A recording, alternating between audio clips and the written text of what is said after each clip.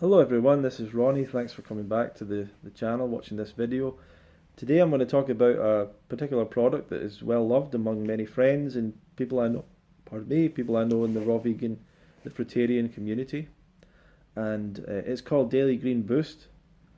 And it is I don't know everything about it, but it is a barley juice powder, I think. A dried barley juice powder. Okay, um, barley grass juice powder, and it's sold in a thing, and people add it to their smoothies and things like that. Now, why do I not promote it or like it or you know support it or what have you? I'll talk about this in this video. I've got a lot of friends that do, and they promote it and they have discount codes and stuff. Um, I don't mind it. I mean, obviously, I don't mind other people doing what they want to do. Um, that's their own thing. It, it, it was at the Woodstock Festival. People were using it. The Canada Festival. It was in some of the recipes. So, and it actually tastes quite good. Like we had it in one of the recipes. It tastes quite good um, in a sauce or whatever. So, from the perspective of taste, actually, it adds something flavor wise. Definitely does add something. But do I think that this is something that is essential or necessary for people to consume on a daily basis to do a raw vegan diet? Absolutely not. Is it something? So is it something I want to promote? No. Is it something we'd have at the UK festival? No. But let me tell you, I don't know how to approach this whole subject. But let's first talk about what it is. Barley juice, dried barley juice, grass powder. So you've taken barley grass. Now, all of the starches that we eat, like wheat and barley, all these things, they're all grass. And what we eat is the seed, right? So there's a seed, and that seed gets ground up and turned into flour, or it's rice and it gets cooked or whatever. So these are all seeds, grass seeds, and they're high in carbohydrate. And that's what's most of the world has been fed off of grasses for maybe the last 10,000 years or 5,000 or whatever. Um, and So I'm guessing that barley grass is the grass that's left over when the bit that we eat's gone. the, the the barley seed's gone. So I'm guessing the grass is what's left over. So I'm guessing it's a waste product of of the agriculture industry. Basically, it's a grass that they can't get they can't get rid of it. Um, so then they take that grass and they juice it.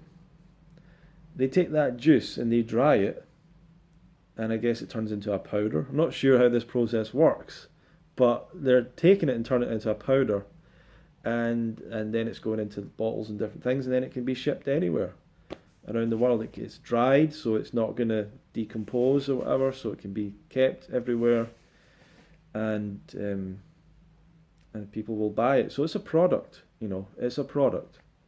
Products are designed for what's the phrase? Shelf preservation. Products are designed for shelf preservation. Products are designed for shelf preservation. Produce is designed for self-preservation. Products are for shelf preservation. Produce is for self-preservation. That's Tim Van Orden, by the way. That's his quotation. So the barley grass juice powder's got some traction and people are promoting it. And the first thing is, like, people are buying this, I guess, because they think that a raw vegan diet has some deficiencies in some ways that this maybe makes up for or something, and that the fruit in the supermarket isn't good enough. This is all like a nonsense for a start. This is just people buying into stories that they've heard. Just stories. Marketing ideas, PR, articles that are put in the thing, traction, things that gain traction. Anything that bashes fruits and vegetables gains some momentum. That's why I was talking about one time what's it called? Dirty dozen list. Why isn't there a dirty dozen list for meat? Dirty dozen list for hamburgers. Dirty dozen. It's because it's not. It's not like people don't want to hear that, so it doesn't sell newspapers. But people, what people want to hear is that fruits and vegetables are bad for you, and you should avoid them. People want to hear that because they don't eat fruits and vegetables, right? And they like having excuses to not do that. So it's like the opposite of Dr. McDougall saying people want to hear good things about their bad habits, but they want to hear bad things about their non-habits as well, or something. They want to hear bad things about the things that aren't their habits. So these ideas have gained a lot of interest. Fruits and vegetables are not a product. They are a commodity. They're a product, but they're not a commodity. They are a commodity, and they're not a brand. They kind of are a brand in a way, but they cannot be owned. Granny Smith apples cannot be owned, so anyone can grow them. Any company can sell them. They don't have to pay a royalty or a fee to anyone. They don't have to get someone's permission. The same with Cavendish bananas. The same with Pinkerton avocados or whatever. None of these things are owned. These are things that come from technically from nature, so they cannot be owned by anyone. What it means is it makes it a commodity because it's a natural thing. It's a commodity that no one can own, but everyone can technically sell. But obviously, it only really gets sold by the monopolies in those markets, the huge companies, the big fruit companies, and you can't compete with them because they have so much scale, right? So I can't start the Ronnie Banana Company because the cost for me to get bananas to you is going to be like 5 times as much as what you would get from going to the supermarket and buying it from the supermarket, right? So, or maybe not. Maybe it wouldn't be that much, but it would be a lot. I think it would probably be more, right? So it'd be a lot more. So so fruits and vegetables are a commodity. Therefore, no one's really advertising them that much, right? The supermarkets will advertise the prices of them, but they're not putting that much effort into telling you how good they are. The companies aren't advertising them. They don't take out advertising for fruits and vegetables. These are well established like food products that kind of sell themselves, not entirely, but kind of sell themselves enough. People eat them enough. So at one time these things were promoted. Bananas used to be advertising when bananas first came into the market, but that doesn't really happen anymore. I mean, I don't think I've almost ever seen an advert for bananas in my lifetime personally. So no one is really hearing all the amazing qualities of fruits and vegetables, apart from if you listen to channels like mine or look at fruit related pages. And part of the reason for that is it's not really effective for them to do that. If you're Dole and there's Fifes and there's a few other guys, if you just go out and promote bananas, take out big mass public advertising promoting bananas, then you might increase your sales, but you're probably going to increase all the sales of all the other companies. So people are going to go, man, I want to go and eat some bananas. Put out a big advert talking about all the benefits of bananas. People would go out the next day, buy some bananas, but they're not buying Dole, they're buying any banana that's there. So that is a bit of an issue with getting a message out about fruits and vegetables to people. There's not really any profit. There's not like any direct profit to it, because what they're actually wanting to do is promote their bananas. Their business is promoting their bananas to the big buyers from the supermarkets.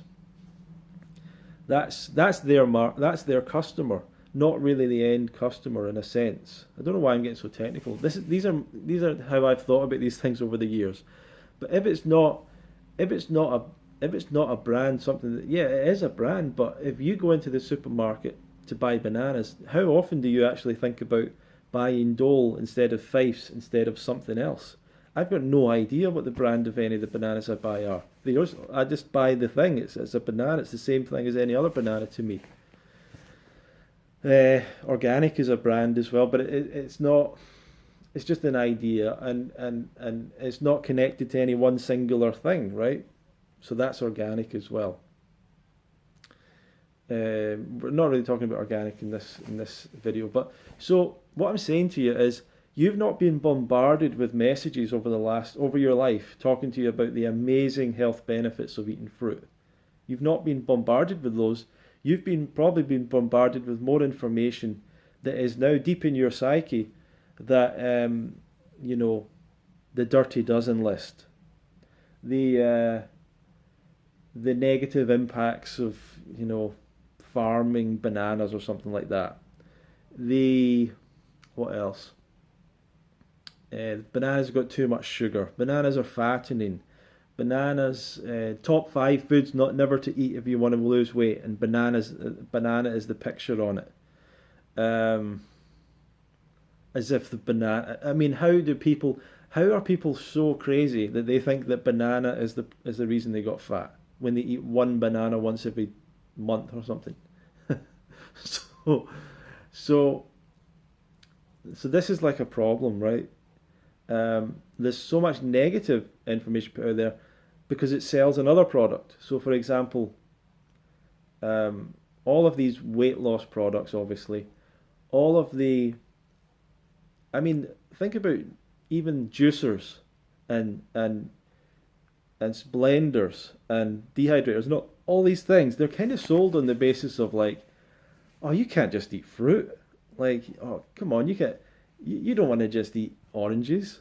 You want to turn them into a juice. You want to blend them up. You want to do something else, So almost everything is sold shedding a bad light on fruit and vegetables. And that's deep in your psyche. And primarily the minerals and the vitamins, that is deep in people's psyche because they've all been able to push out information over the years.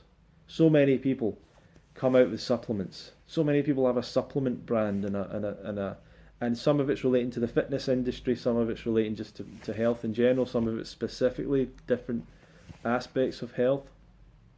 It's a big, stupid, rubbish business, but it makes a lot of money for people because people will buy that stuff. The things that make people rich and successful and all that, it's not necessarily something that actually has value. It's just something that the person perceives has value and is willing to buy. So supplements, people perceive there's value there.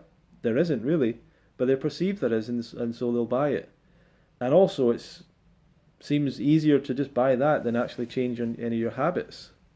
Just add some powder to your diet and that'll make you healthy or something, is the idea. Have some powder and you'll build some muscle. It just seems like such an easy, appealing idea. It's a false idea, but it's an easy, appealing idea, and it's something that people are happy to pay money for until they get a little bit more informed or whatever, or learn more about it. So there is an appeal there. There is a huge business there that has been able to put out massive amounts of information. A lot of the conspiracy stuff that you see regarding food, it's just all marketing information to sell different products and ideas. It's not real science. I'm afraid to say. There's a lot of stuff that's anti-GMO right now, anti-conventional food, all that stuff. It's all shedding this negative light once again on our fruits and vegetables, and it's nothing really to do with the science around these subjects. It's a lot to do with public opinion. It's a lot to do with creating a market for selling particular products, but not really to do with science.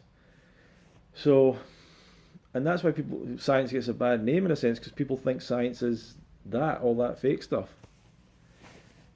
So over the years, there's been all these vitamin supplement companies. There's been a lot of people in the raw foods movement, and the natural foods movement, and the natural health movement, and the organic movement, whatever you want to call that movement, that have a sales pitch to sell supplements or herbs, or some kind of thing that's, that is like it's like the same thing as snake oil.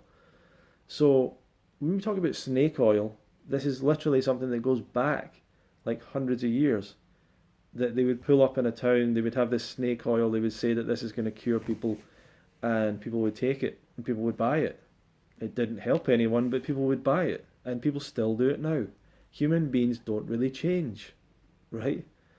We still buy the same things. We buy the same things, whether it's got value or not. So that's where this perception comes from, that fruits and vegetables are deficient or lack. People say things like iceberg lettuce has no nutrition. What does that even mean? What do you mean it's not got no nutrition? The fact that it exists as an object means it has nutrition. You know, as it's alive in the physical world, like it's a real thing.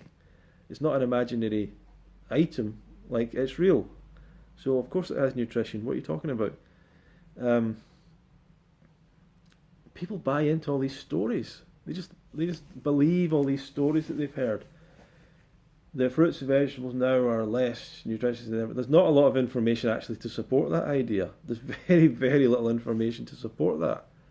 Because what does that mean? Are you trying to tell me that the bananas I get from Costa Rica, like they were measuring the amount of potassium in those bananas 50, 60 years ago, and the stuff from Turkey and the stuff from Egypt and the stuff from, you know, all this food that's all over the world, the soil's all depleted, everyone talks about the soil disappearing and all that.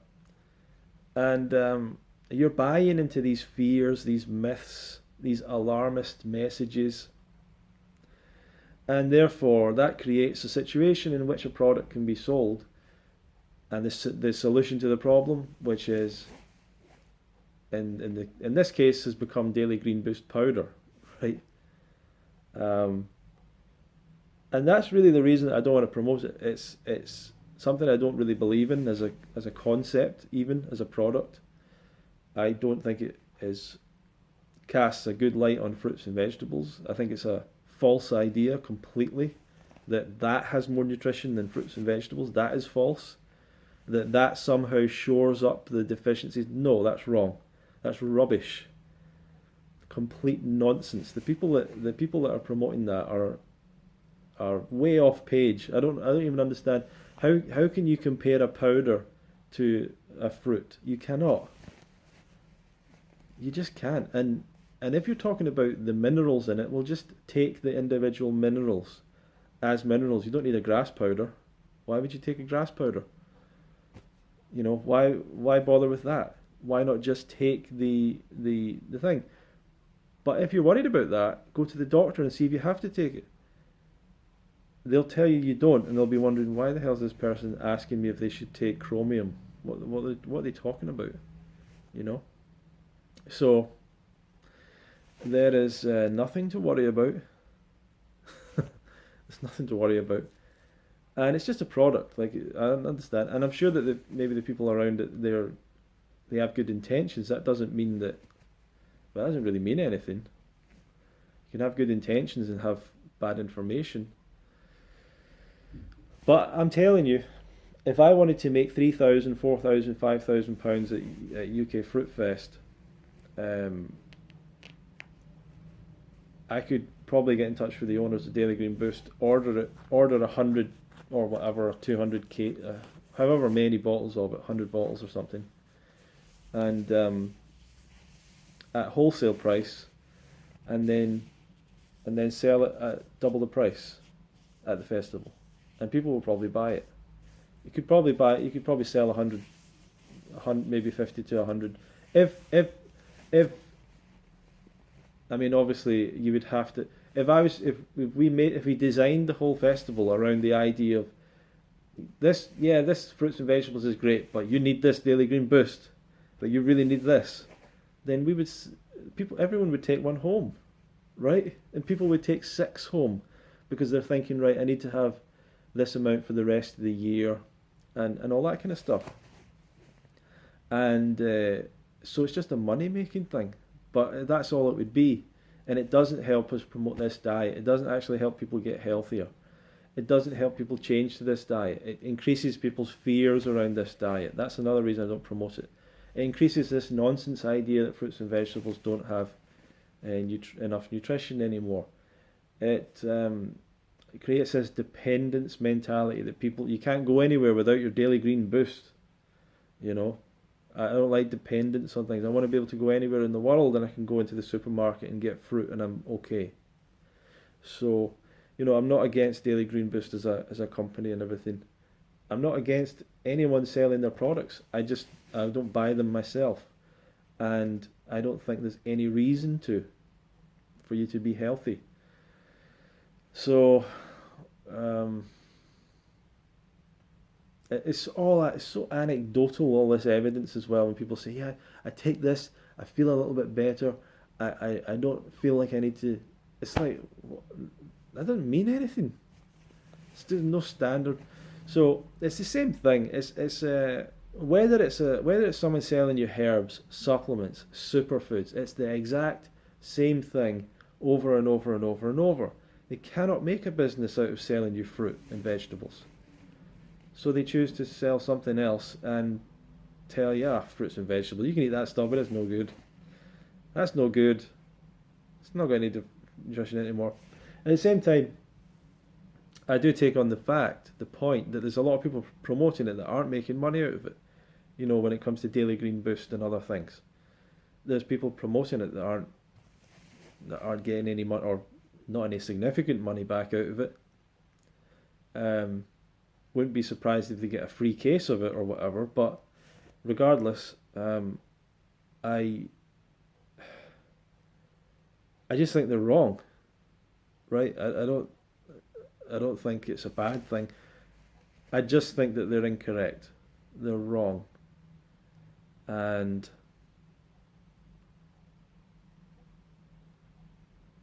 that's it. So thank you for watching the video.